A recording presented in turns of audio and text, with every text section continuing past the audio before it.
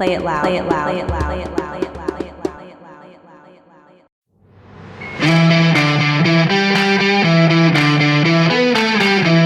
All right. Well, welcome to Mark, the only sports conversation with a difference. I'm here with Mark 1 and Mark 2 once again, and I'm your moderator, Paul. Yes, so we're going to look at, decisions, pressure, mind games, and the titles on the line. CAF is coming to Kampala, golf meets Augusta, right?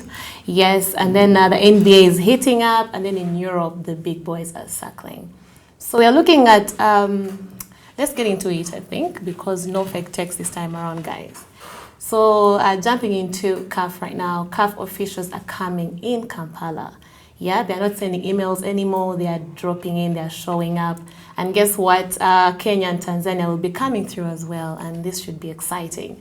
So moving on, I think I'm going to start with Mark 1. Yes, so do you think that their coming here is a way of support or, I don't know, like what do you think about that? Or that's pressure in itself? It is pressure for the hosts, yeah. When those guys show up, it's due diligence on their part. Once they give you the rights to host a tournament this big, this is their cash cow. This is the thing that actually makes them it's their biggest selling product, if you like. And they've got to make sure that everything is in place, everything is right before kickoff. And in giving East Africa the tournament for the very first time in their history, they did take a risk. Let's be honest, they took a risk.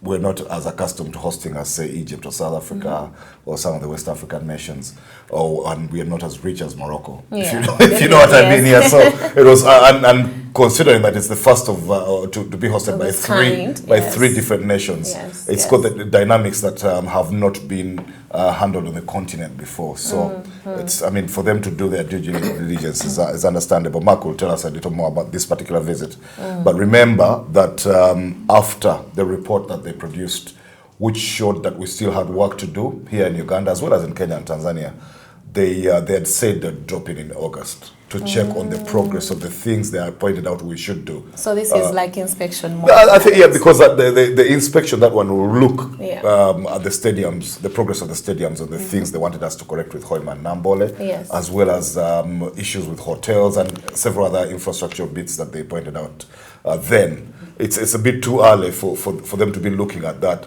straight after their report, but I'm sure they'll expect that we have done certain things, put certain things in place even now, right? Yeah. All right, Mark 2, do you think when they come with, what do you think is that's one thing that they won't be happy about, do you think? Well, I think it's, listen, Afcon is happening next year. It's not happening tomorrow. So they know that they're not coming to find ready hotels and ready stadiums and all the billboards and all the stuff that is needed for Uganda to be perfectly placed to host the tournament. So a lot of work has got to be done. And not just in Uganda, even in Kenya and Tanzania. By the way, some of the local members of Kenya and Tanzania will also be present here. So it's just to brainstorm about where we are, where we're going, and where we're destined to be. It's not just going to be a meeting involving one of the local members. I think CAF have actually requested to have some key people in government to be part and present. So that is going to be important, so that when everyone understands where we have to go as a unit, because LOC is the football arm driving the tournament, but also government is one which is funding. So I think there's supposed to be, the Attorney General or a representative from the Attorney General's office, as well as some other key personnel from the MDAs. I think that's very critical, and we are certainly moving in the right direction, Mark. And I think after next week, after that 2-day visit, the 3-day visit actually, I think we shall be standing in good stead ahead of the very, very critical phase in media, where most of the works must get started in earnest after government passed that 905 billion shilling budget to ensure that all the roads, the airports, the railways, the stadiums, the hospitals are all done, and the hotels ahead of next year's tournament. Absolutely. Paul, when he says that about other government agencies attending this meeting, it's crucial. I need to put it in perspective for you. Is that CAF play by their own rules. Yeah. Countries, governments play by different rules. We have different procurement rules from the PPDA. We've got different ways in government of doing things.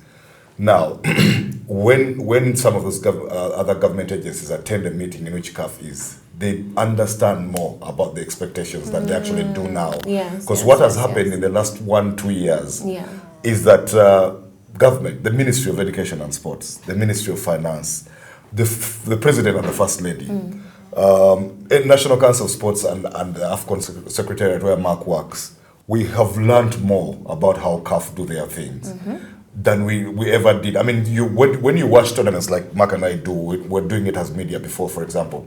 But now that it's in our court. You have certain assumptions about certain things and you think that business is as usual. It isn't. When CAF... Until now. Now. So, because Mark talks about the 900 billion that was passed in cabinet to actually facilitate these other government agencies, which are not Ministry of Education and Sports, which are not FUFA, which are not the Afcon Secretariat or National Council of Sports, to do their work.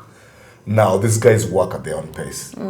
While the rest of us have learned how CAF want their things done and how quickly it should be and how perfect it should be, you've got government MDs who are supposed to work on the airport terminal in Hoima, who are supposed to do roads in Chira Division and in Hoima, who are supposed to do tourism promotions and all. The guys who are supposed to clean up Hoima City and do everything else, drainage and all. The hotels, the hotels and hospitals. Those guys don't know how CAF works. So if they attend a meeting like this, and he's talked about that, get a clear picture. You're left in no uncertain terms about what needs to be done and what must be. Okay. So it's good. Right. Well, one thing I liked though, as I finished, is that this meeting actually takes place in Kampala. That the Kenyans and Tanzanians have to fly in because CAF has come. I think it says something. If you remember, Chan, when we hosted the Chan tournament, Uganda was the little brother of the three. Kenya gets the final, Tanzania gets the opening match. Kenya gets actually 2 groups and 2 stadiums and all. And Uganda is left with the 3rd place playoff and group games and 1 or 2 other knockout games.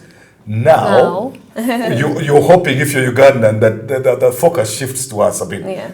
Kenya must still will have a bigger stadium. Tanzania will have more regular. But fortunately, Mark, where the biggest gets the attendance is where, and even organization-wise, they found that we did certain things better than the other two. That's amazing. So so if they converge here, I'd like to think it means something. Oh, well, thank you so much. I think that's really positive on our side. Play it loud. Play it loud. Play it loud. Play it loud.